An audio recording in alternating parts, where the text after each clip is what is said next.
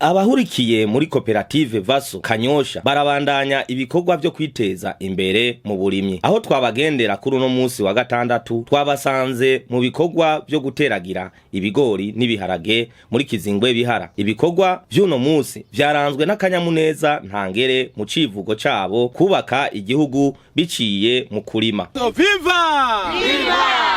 VASO viva! Viva! Najenga inchi! Najene! Murundi Arabuzati! Murundi wese Murundi kazi mukura maboko mukore niyo muzoro nk'umwimbu mwinshi inzara nayo tuyirandurane n'imizi mu gihugu cyacu yemwe tuzayigwanya iyo nzara mwumva tuzayigwanya tuzobukene tugiye hamwe tuzobugwanya muri Coopérative tuzobugwanya tuzobukene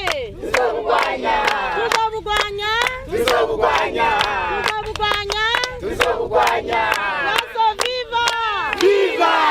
VASO viva Viva! najenga ichi Najenga inchi! Urongoye VASO KANYOSHA aratubwira igituma bagiye hamwe mu gushira inguvu hamwe mu bikorwa vy'iterambere.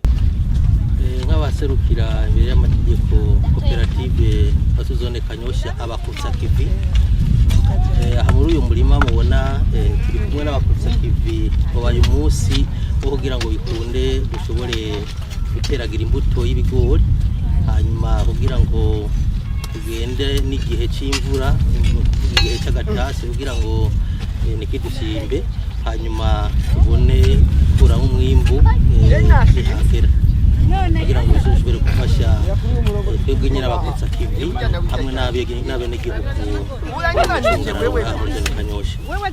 Akamaro nyamukuru nuko abenegihugu na cyane cyane abagize koperative uko mubibona birabafasha kugira ngo bashobore kwiyungunganya mu buzima bwabo bwa misi yose na cyane cyane biciye muri uyu mugambi wo kurima. Usanga umwimbu harageze ko uronka biradusahiriza mu miryango yacu na cyane cyane mu kwiyungunganya mu gusahiriza ubuzima bwa misi yose. Hamwe n'akaye kamumotera abandi barundi canke abandi banyakanyosha badatahura uno mugambi wo kuja mu makoperative. Akamu twotera na cyane cyane abenegihugu muri zone Kanyosha duhereye aho dusanzwe turangurira no mugambi wa koperative nuko bo kwijukira kuja mu mashira hamwe na cyane cyane yabakorera hamwe kugira ngo bashobore kwibunganya kuko ingufu zigiye hamwe zirafise akamaro mu gihe bakorera hamwe umwimbu ba mwinshi kuko ingufu ziba zigiye hamwe zimbura byinshi kandi zikora byinshi. Iki akabare twobatera nuko boza nabone tugafata urugendo mbese bakiyumvira no gushinga yandi makoperative ahurikiwemo na bose kugira ngo bikunde baze barakorera hamwe kugira ngo umwimbu washe kuba mwinshi. Umwe mu bakutsa kivi twasanze muri ivyo bikorwa byo guteragira yatubwiye akamaro ivyo bikorwa bibafitiye anahamagarira n'abandi bene gihugu gukura amaboko mu mpuzu bakaja hamwe mu makoperative. Ati Coopérative VASO yatubereye umuvyeyi. Nitwa Nizigimana Janine. Muri market twebwe turi Coopérative VASO zone KANYOSHA. Yego. Hano muriko murakora iki? Hano turiko turakora ibikorwa byo kwiteza imbere. Twahamagariwe n'umukuru w'igihugu Evariste Ndayishimiye kuko yaratubwiye ko gukorera hamwe ari ryo terambere muri ubu Burundi bwacu. Natwe tujya hamwe turabanwanye tungana 120.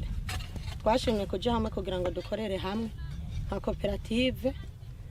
Turi hamwe rero dukora ibikorwa byo kwiteza imbere. Iruhande yo kurima no kuziganya turaziganya hagati yacu kugira ngo bize bidufashe mu minsi iri imbere. Yego mbega aha muri ko mutera duki? Turiko turatera ibigori n'imbuto y'ibiharage. Harakamaro mumaze kubona mu kuba muri Coopérative VASO? Kanini ya cyane kuko turashima umukuru w'igihugu aheruka yari yatugendeye umwaka uheze kandi twarabonye umwimbu ushimishije. Biradutera intege kuba twosubira kuja hamwe biratugyohera nibyo by'ibikorwa mubona twabandanije kuko hari ikintu kinini twarose.